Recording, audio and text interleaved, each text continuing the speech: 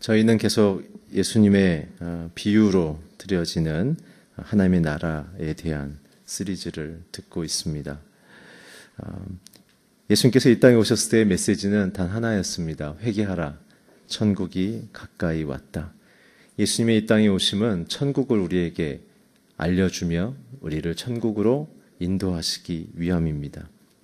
그렇기 때문에 주님은 우리에게 주셨던 공적인 설교의 첫 번째였던 산상수훈을 통해서 천국 백성이 어떻게 하면 천국을 소유할 수 있을 것인가에 대한 말씀을 주셨죠. 그것은 무엇이었습니까? 마음이 가난해져야 된다라는 것입니다. 그 마음이 가난해져야 된다는 것은 믿음을 가진 자들만이 천국에 들어갈 수 있다라는 것이죠. 천국은 분석하는 것이나 물리적으로 측정하거나 그리고 우리의 인생의 경험으로부터 나오지 않습니다.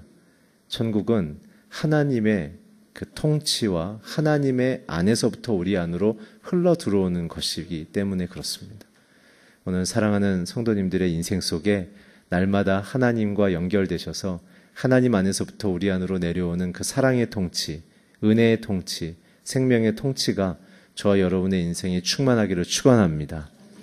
특별히 예수님께서 이 중요한 메시지를 전달하실 때 비유의 형식으로 하고 계시죠. 그 당시에 농경이나 또 경제나 또 종교나 그리고 많은 풍습을 비추어서 얘기를 하시는데 그거는 마치 이런 이유 때문에 그렇습니다. 두 가지인데 첫 번째는 모든 사람들이 사회적으로 이해하고 있었던 속담이나 또한 풍습이나 문화 또 농경법들 오늘 특별히 계속 진행되고 있는 하나님의 나라 지난주에 이어서는 농경법으로 비유하시는데요. 모든 사람들이 비판 없이 반론 없이 받아들일 수 있는 통용되고 있는 그 당시에 모든 받아들여지고 있는 그러한 지식과 정보를 빗대어서 그래서 모두가 이해하고 있는 내용으로 쉽게 하나님의 나라가 무엇인지를 설명하시고 계시는 거죠. 그래서 비유의 첫 번째는 메시지의 선명성, 메시지가 선명하게 이해가 되도록. 두 번째는 아까 말씀드린 마음이 가난한 자들만 천국을 가질 수 있다고 말씀을 드렸는데 예수님의 이 비유의 설교는 믿음을 가진 사람들만 이 코딩이 풀릴 수 있는 메시지의 암호화 작업이 있는 것입니다. 그래서 메시지를 고귀하게 사람들이 받아들일 수 있도록 사람들의 마음속에 믿음을 가져야만 곧 하나님이 나의 창조주고 예수께서 참된 나의 구세주임을 고백하는 그 두 가지의 절실한 믿음이 있어야만 이 메시지가 내 마음속에 천국으로 작동되기 시작하는 놀라운 하나님의 비밀을 간직하게 하신 것이죠. 그 때문에 예수께서는 귀 있는 자들은 들을지어다 라고 하시면서 마태복음과 누가복음의 말씀을 지속적으로 비유 설교를 3년의 공생애 동안 계속하셨죠. 약 70여 개의 비유 설교를 하셨습니다. 그렇다면 그 당시도 그렇고 오늘도 그렇고 저와 여러분 안에 들려지는 이 비유의 메시지를 들을 때 왜 우리는 하나님의 천국에 대한 메시지를 온전히 깨달지 못하는 경우가 있을까? 그것은 바로 우리에게 영적인 귀가 없어서 그런 것입니다. 저와 여러분은 본성적으로 이성적인 작동을 우선시하려고 하기 때문에 이성보다 더 높은 초월성에 계시는 하나님의 그 뜻과 마음들이 무엇인지를 들으려면 다른 수준의 귀를 열어야 된다는 것이죠. 그래서 예수님께서 오시는 메시아 사역 중에 눈먼 자가 보게 되며 저는 자가 걷게 되며 또한 듣지 못하는 자들이 듣게 되어지는 기적들을 보여주신 이유는 그 한 개인에 대한 육체의 치유와 회복에 대한 메시지가 아니라 그 기적의 사건을 바라보며 기록하고 읽게 되는 수많은 인류에게 있어서 육체로서는 천국을 이해하고 받아들일 수가 없기 때문에 하나님의 초월적인 개입으로 너희들이 마치 육체의 눈이 사람의 힘으로 뜨일 수 없고 육체의 귀가 사람의 힘으로는 열릴 수 없고 육체의 입이 사람의 힘으로는 터일 수가 없지만 예수께서 너희들에게 임하면 그 모든 것이 열려지게 되는 것처럼 예수님을 구주로 받아들이면 천국이 너희들에게 들려지며 보여지며 말하게 될 것이라는 놀라운 메시지를 주는 것입니다. 하나님은 우리에게 있어서 합리적이고 도덕적이고 또한 윤리적이며 그리고 현실적인 내용도 충분히 충만케 만족하시지만 그러나 하나님의 나라는 그렇게 낮은 수준으로 끝나는 것이 아니라 이 현 시대에 만들어낸 모든 사람들의 학문과 문명을 뛰어넘는 초월적인 수준이기 때문에 우리가 그것을 들을 수 있는 수준이 열려져야만 한다. 그래서 우리에게 마음을 육체의 수준의 모든 내용을 의지하는 힘을 낮추고 하나님의 통치의 방식을 더 높은 수준의 통치의 방식을 따르려는 내 현실의 힘을 낮추는 가난함을 가져야만 이 모든 것이 들려지며 저와 여러분의 삶 속에 천국이 임하게 된다는 것이죠. 오늘 저와 여러분의 인생 속에 영적인 귀가 열리기를 축원합니다. 그래서 날마다 들려지는 하나님의 천국의 메시지를 갖고 이 거친 세상 속에 날마다 천국 가운데 거하는 승리의 인생을 살기를 축원합니다. 그래서 예수께서는 이 비유의 방식으로 지난주의 설교 씨 뿌리는 자의 비유이지만 사실은 정확히 번역하면 밭의 비유인 거죠. 씨 뿌리는 자는 예수님이시고 그 씨를 받아들이는 사람들의 마음의 종류와 그들의 결국의 결론은 어떻게 될 것인가에 대한 우리 편에 예수님의 말씀을 받아들이는 천국을 비유로 받아들이고 듣고 있는 우리 안의 마음과 영혼의 상태에 대한 종류와 그 결론이 무엇인지를 얘기하고 있기 때문에 좀 더 정확하게 얘기하면 밭의 비유로 얘기하는 것이 적절할 것 같습니다. 지난주에 설교를 잠깐 정리하자면 길게는 못하고요. 씨는 하나님의 말씀이었고 그것을 받아들인 것은 밭은 우리의 마음, 영혼의 상태라고 말씀드렸습니다. 그래서 그것에 대한 의의는 예수님의 열매를 맺어가는 삶을 맺어야만 천국에 들어갈 수 있다라는 게 예수님의 메시지의 핵심이라고 말씀을 드렸습니다. 씨가 뿌려지고 밭의 종류에 따라서 마음속에 열매가 맺혀져야 되는데 마음의 상태에 따라서 맺혀지지 않을 수도 있다라는 현실을 예수께서 말씀하시는 것. 그래서 천국은 예수께서 던져주시는 이 비유의 천국의 메시지, 성도들이 어떻게 살아야 될 것인지에 대한 메시지를 풍성히 열매를 맺을 때에만 천국에 초대되어지며 천국과 같은 삶을 현실에서 살 수 있게 된다라는 것이 예수님의 지난주 설교의 핵심이었죠. 지난주에는 4가지의 마음밭에 대한 예수님의 설명이 계셨습니다. 첫 번째는 길과 같은 마음, 그것은 냉담자라고 말씀드렸습니다. 말씀은 듣긴 듣습니다. 들을 기회는 있습니다. 그러나 받아들이지 않는 거죠. 이런 자들의 종국의 열매는 뭐라고 그랬죠? 사단이 싹 걷어가 버려서 세컨 찬스 자체가 없다. 복음에 대해서 마음이 냉담한 사람은 다음 기회가 없다는 얘기입니다. 그래서 기경해야 된다고 제가 말씀드렸죠. 마음을 갈아엎어야 합니다. 주님께서 내 마음을 새롭게 하시도록. 두 번째 스타일의 사람들은 바위 위에 뿌려지는 씨, 바위가 같은 마음이라고 그랬죠. 이것은 잠시의 뿌리가 나오는 발화 현상은 있을 수 있지만 더 이상은 자라지 않고 말라 죽는다라고 말씀드렸습니다. 이것을 예수님은 어떻게 얘기하셨습니까? 감정적인 흥분이나 영적인 흥분 상태로는 일시적으로는 예수를 집중할 수는 있지만 결국 시련이 오면 예수를 버리고 자기의 본성 상태로 분노하며 반응하며 판단하는 자들이 바로 믿음은 조금 있지만 그러나 그것을 예수를 쫓지 않는다는 것. 그래서 시험이 오면 본성 자체로 돌아가서 믿음 없는 자처럼 똑같이 살아가는 자들을 바위로 비유하셨고, 세 번째는 가시밭, 가시 엉겅퀴가 난 상태라고 말씀드렸죠. 이런 자들은 뭐라고 그랬죠? 참된 믿음도 관심 있어서 추구하고 있고 열심히 살아가는 삶의 현장도 있지만 그러나 더 중요한 건 세상을 더 사랑하고 있다. 그래서 예수께서 뭐라고 설명하셨죠? 세상에 대한 염려가 있다. 무엇을 마실까? 무엇을 입을까? 어떻게 살까? 다른 사람에게 내가 어떻게 보여질까? 사람들의 이목에 인생에 판단과 평가를 받고 있는 자들, 스스로 그렇게 기준을 잡고 있는 자들. 그래서 그들은 늘 염려 속에 산다. 그래서 염려는 하나님을 원망하는 것이기에 결국은 불신앙으로 빠져서 죄송합니다. 불신앙으로 빠져서 하나님을 떠나게 되어지는 그러한 문제가 발생한다. 두 번째는 돈을 사랑한다. 그래서 하나님을 의지하기보단 세상의 물질로 자신의 자신감을 찾고 자신의 인생의 만족감을 찾아가기 때문에 결국 이들은 우선순위에서 하나님의 나라보단 세상의 현실의 조건들을 더 사랑하는 자들이다. 이런 자들은 천국을 소유할 수 없다라고 얘기하시면서 마지막 옥토에 대한 얘기하셨죠. 옥토에 대한 얘기하셨을 때 너무나 저는 은혜가 되는 것은 다른 성경은 30배, 60배, 100배라고 얘기했지만 특별히 마태복음은 100배, 60배, 30배 이렇게 낮춰가는 메시지를 주시는 것을 봤을 때 그리고 그 당시에 농경법에서는 밀을 뿌렸을 때 100배의 수확은 사실은 많은 수확이 아니랍니다.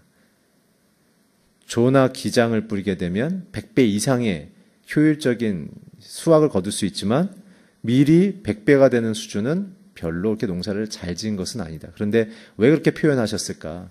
그만큼 이 세상에서 예수의 성품으로 열매를 맺는 게 쉽지 않지만 너희들이 수고하지 않아도 나는 충분히 너희들에게 열매를 풍성히 맺을 것이고 두 번째, 너희들이 얼마만큼 열매를 맺을 것인가에 대한 실천과 경쟁적인 신앙을 갖지 않는 것이 중요하다라는 우리를 향한 격려라고 저는 묵상이 되어집니다. 이 부분, 옥토에 대한 부분은 참고로 누가가 훨씬 마태보다는 잘 기록을 했는데요. 옥토는 곧 이렇게 표현하고 있습니다. 착한 마음이다 라고 누가는 표현하고 있는데요. 누가복음 8장 15절에 나와 있습니다. 참고적으로 착한은 칼레라는 뜻으로 목적에 적합한 이라는 뜻이고 또 좋은이라는 것은 선하고 유익한 이라는 것이고 마음이라는 카르디아라는 것은 인간의 영적, 지적 의지를 결정하는 것이라는 것이죠. 결국은 무엇이죠? 저와 여러분의 전인격적인 것을 다 결정하는 마음이 하나님의 목적, 하나님의 뜻을 사랑하며 그것을 내게 최고의 선이라고 생각하고 따르는 자들만이 옥토와 같은 마음을 갖게 될 것이다 라는 것이죠. 저와 여러분의 인생 속에 하나님은 네 번째 이 마음의 밭으로 우리를 새롭게 하시며 우리를 만들기 원하십니다. 하나님의 영광과 그 풍성함의 은혜가 임할 수 있고 온전히 30배, 60배, 100배의 열매를 맺게 되어지는 풍성한 성도의 기쁨을 누리시는 저와 여러분이 되기를 축원합니다. 오늘 그렇기 때문에 씨 뿌리는 자의 비유와 더불어서 오늘 가라지의 비유는 하나의 쌍을 이루고 있는 것입니다. 계속해서 천국을 받아들이고 있는 성도들의 마음에 대한 이야기를 하고 있는 건데요. 지난주 비유와 한 쌍입니다. 이것은 같이 이해해야 되고요. 이 가라지 비유는 특별히 어떤 내용이냐면 마지막 옥토와 같은 마음인 사람의 마음속에 일어나는 사건을 얘기하는 것입니다. 앞에 세 가지 길가나 바위나 가시영건기가 나는 마음들은 이미 예수께서 다 결론을 내리셨고 마지막 옥토인 사람들은 과연 그러면 이 생 속에 천국을 품고 그 씨앗을 품고 살아갈 때 어떠한 인생을 살아가게 될 것인가를 얘기하는 것입니다. 이게 분리된 비유가 아닙니다. 하나의 비유고 네 번째, 씨 뿌리는 자에 비해 네 번째에 해당되는 옥토와 같은 마음의 상태를 설명을 하는 것이죠. 오늘 보면 24절부터 26절까지 한번 같이 읽겠습니다. 시작.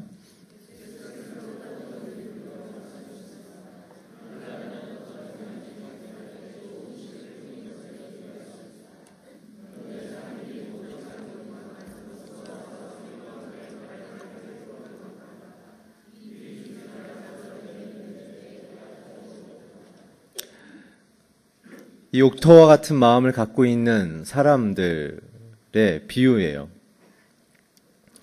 그렇게 마음속에 옥토와 같은 사람들이 하나님의 씨를 받아서 아름답게 열매를 맺고 있는 중인데 그런데 어떤 일이 일어났습니까? 어떤 사람이 갑자기 와가지고 그 옥토밭에다가 가라지 씨를 확 뿌리고 가버린 거예요. 그래서 제가 역사서를 좀 찾아봤더니 그 당시에 일반적으로 흉흉했던 사건들이랍니다.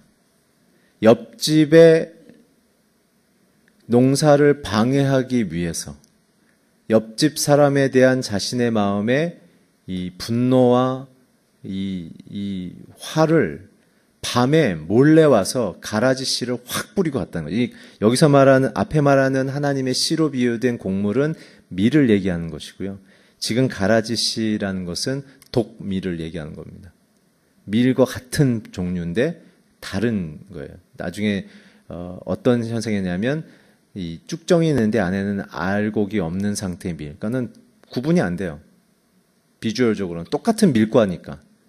똑같은 식물계에서의 같은 과와 종과 목이기 때문에 그렇죠. 종속과목 강문계. 그렇죠? 그 똑같은 종류이기 때문에 알 수가 없다는 거예요. 굉장히 예수님의 비유가 적절하시죠.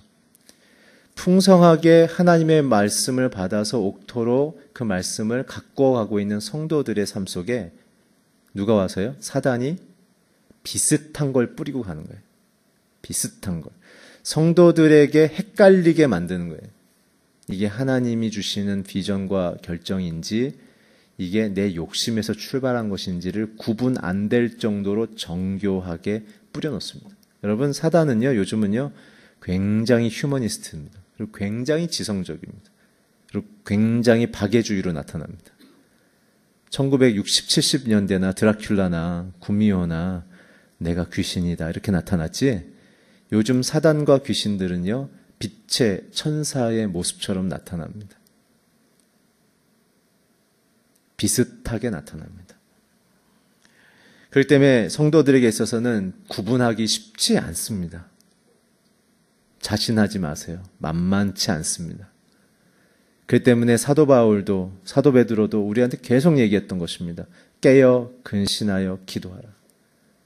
너무나 비슷하기 때문에 과정으로서는 판단이 불가하다는 얘기입니다. 우리 편에서. 밭의 주인이신 예수 편에서는 무엇이 가라앉은지 분명히 아시지만 그 밭에서 하나님의 말씀을 우리가 경작하고 있는 밭인 우리, 그 씨로 비유되는 우리 입장에서는 알 수가 없다. 언제 알 수 있다? 추수했을 때 열매가 쭉정이 안에 차 있나 안 있나. 쭉정이도 같이 열린다는 사실이에요. 볼록하게. 그러니까 알 수 없습니다. 이 부분에 대해서 예수님께서 뒤에 37절부터 39절에 보면은 제가 읽어드릴게요. 37절부터 39절에 보면 이 자신의 비유에 대한 해석을 제자들에게 따로 해주고 계세요. 제가 읽어드릴게요. 예수께서 대답하셨습니다. 좋은 씨를 뿌린 사람은 인자다. 본인이란 거예요. 두 번째, 가라지는 악한 자들의 아들들이다. 사단이 자신의 뜻을 추종하는 악한 자들을 믿음 있는 사람들 사이에 집어넣어서 우리와 엉기게 만든다는 것이죠. 그리고 가라지를 뿌린 자는 마귀다. 세상 모든 악의 시작은 악은 사단입니다. 그리고 나서 추수 때는 세상의 끝, 하나님께서 역사를 심판하는 날. 그리고 추수하는 일꾼들은 천사다.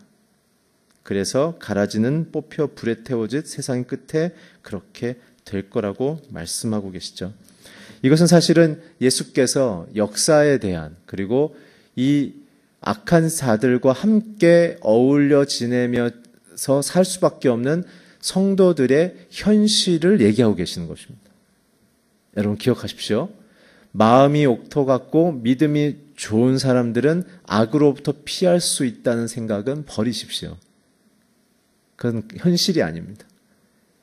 마치 예수께서 죄악이 가득한 세상에 들어오신 것처럼 죄인과 창녀와 세리와 친구가 되셔서 그들의 악과 고통과 눈물을 끌어안으신 것처럼 하나님은 믿음 좋은 자들을 악한 자들과 엉겨서 살아가도록 허락하신다는 거예요.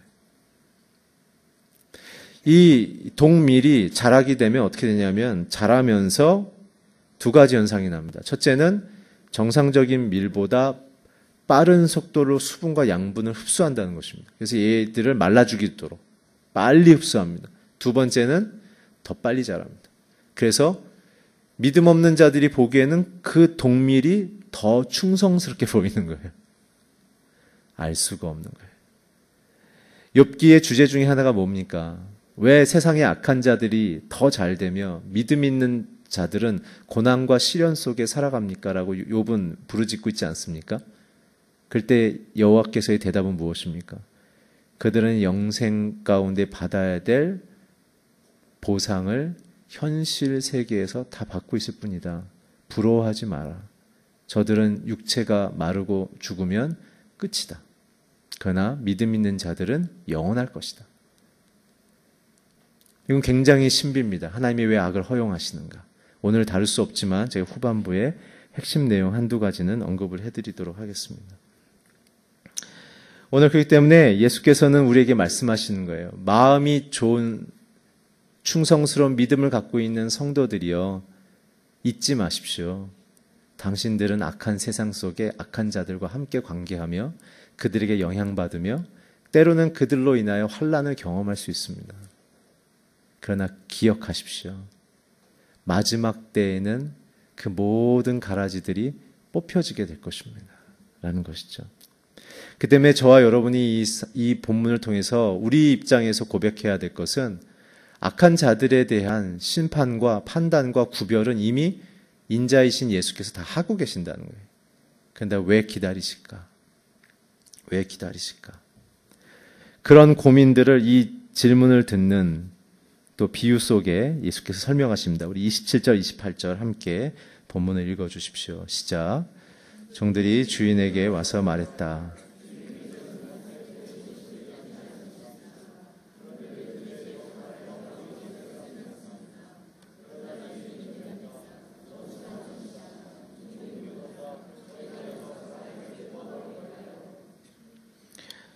(27절은) 그 얘기를 들은 종들은 이 상황을 분별하지 못했다는 것이죠.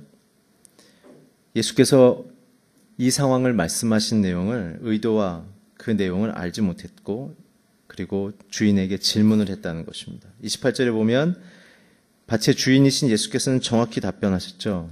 뭐라고 얘기하셨습니까? 원수가 뿌린 거니까 너희들이 기다려라. 그때 종들이 얘기하죠. 뽑아버릴까요? 라고 얘기한다는 것이죠. 거기에 대한 답변을 우리가 함께 또 읽어보겠습니다. 29절, 30절 같이 읽어주세요. 시작.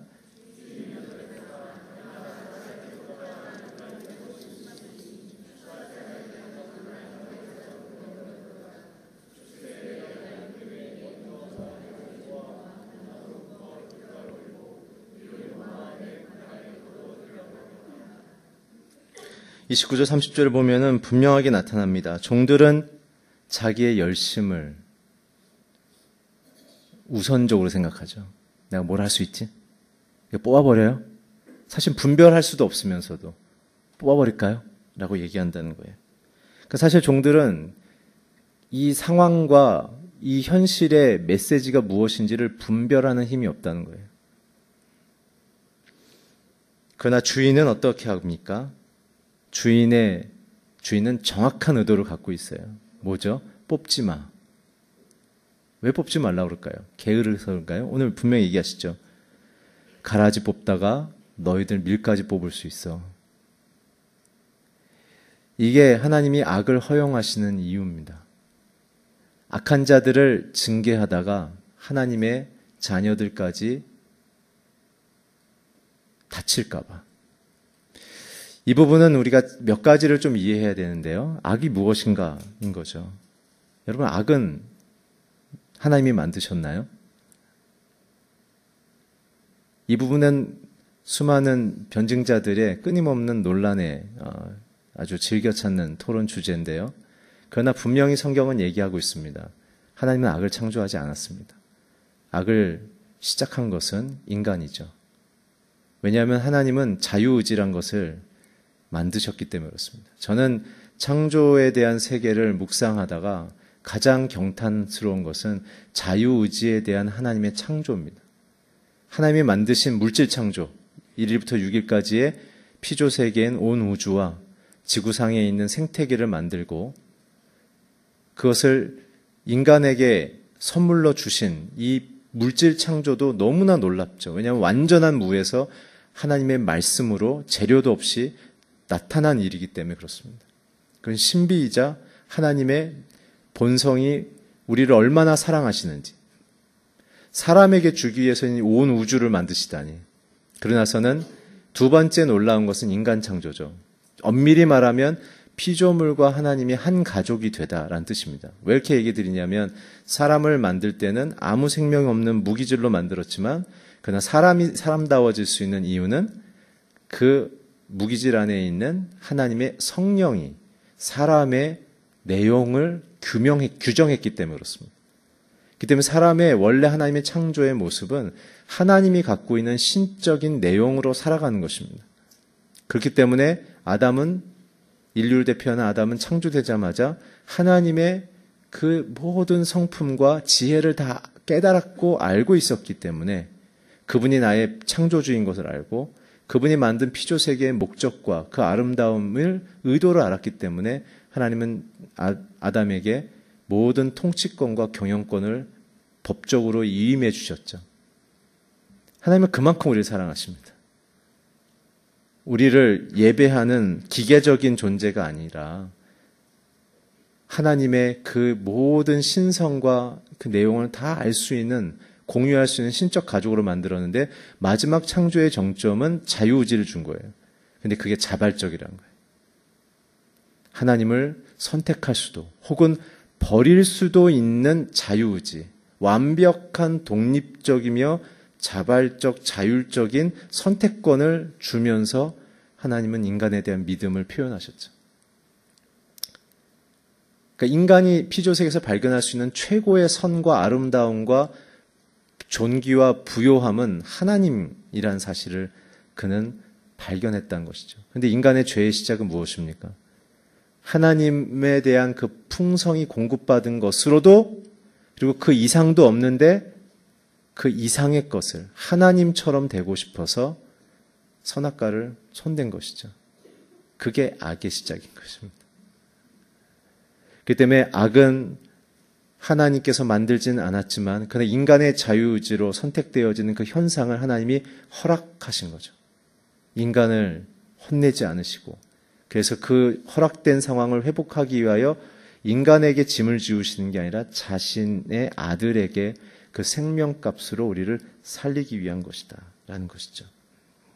그 때문에 악은 인간이 만든 것이며 하나님에 대한 믿음의 결여로서 자기를 믿기 시작함으로부터 사단은 도덕적인 악으로부터 영적인 타락으로 우리를 점점점 이끌어가는 그러한 악한 세상으로 우리의 인간의 그 자유의지를 작동하도록 유혹을 했던 것이죠. 그렇기 때문에 사람은 누구에겐가 조정받는 것이 아니라 자유의지를 통하여 하나님을 사랑하며 하나님을 예배하며 또한 악도 선택할 수 있는 그런 놀라운 피조물이라는 사실을 기억하셔야 합니다. 그 때문에 오늘 주님은 우리에게 말씀하시는 거죠. 그러한 존재인 너희들을 심판하지 않고 구원하는 것이 내 목적이기 때문에 악한 사람들을 심판하려다가 우리 옥토의 마음을 갖고 성장하고 있는 성도들도 심판당할 수 있기 때문에 마지막 날까지 나는 인내하고 참는다라는 거죠. 왜 그럴까요? 우리의 죄는 사실은요, 세상에 악한, 아까 얘기했던 가라지로 비유됐던 악한 영향을 주고 있는 사람들과 사회적 관계로 얽혀져서 이익과 그리고 인격적 관계와 같은 공동의 목표와 싫든 좋든 끊을 수 없는 어떠한 연관관계로 악한 자들의 유혹 속에 우리는 노출되어 있고 때로는 그것에 연루될 가능성이 많다는 것이죠. 예수님의 관점은 그런 것입니다.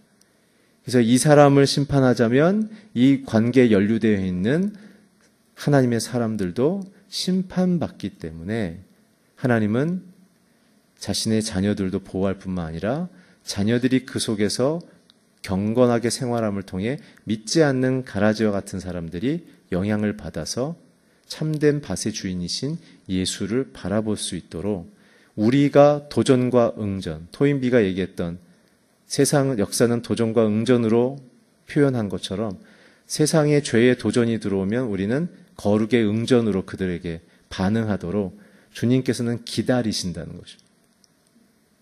그렇기 때문에 천국은 옥토의 마음을 갖고 있는 사람일수록 이 죄에 대한 유혹과 죄에 대한 공격에 타겟이 되기 때문에 너희들은 이 동밀과 같은 삶의 고난과 시련을 겪게 될 것이다 라고 얘기를 하시죠. 그러나 걱정하지 말라는 것입니다. 오늘 여기에서 우리는 한 세 가지의 메시지를 찾을 수 있는데요.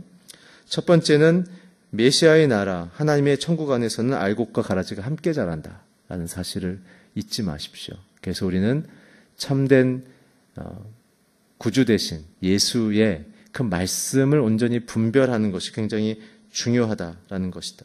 그리고 중요한 것은 이 가라지는 밭의 중앙에 뿌려진 것처럼 우리의 인생의 중심을 흔들 만큼 고난과 시련과 역경이 찾아올 수 있다라는 것입니다. 그렇기 때문에 놀라지 마십시오.